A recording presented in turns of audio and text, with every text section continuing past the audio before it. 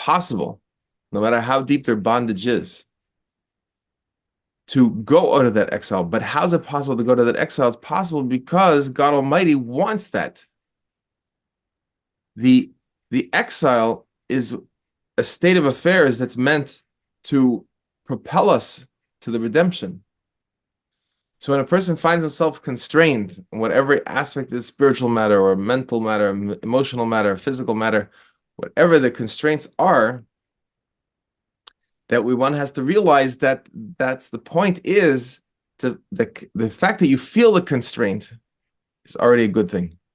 If you're in a situation you don't feel that there's a constraint, then a person's in even greater trouble. Imagine a person that grew up in a dark cell underground and thinks that that's all that exists. He thinks this is it. He's not even sure that he doesn't even aware that there's something he's supposed to long for. Maybe he hears rumors that there's a world, beautiful sunlight and beautiful things to do and experience to serve God Almighty and serve his fellow human being, but he doesn't know about it. So he thinks that that's what there is.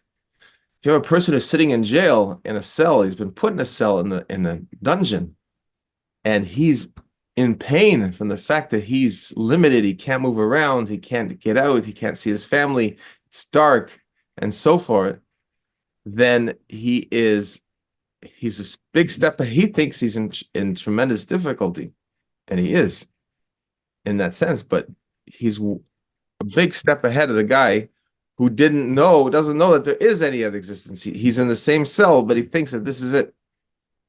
So you have to realize that the pain is an awakening of the realization that there's something much greater that's possible. And that greater that's much possible could be right there where you are. And that's why we are meant to see that there's nothing besides God Almighty in the very moment, in the very situation that we're in.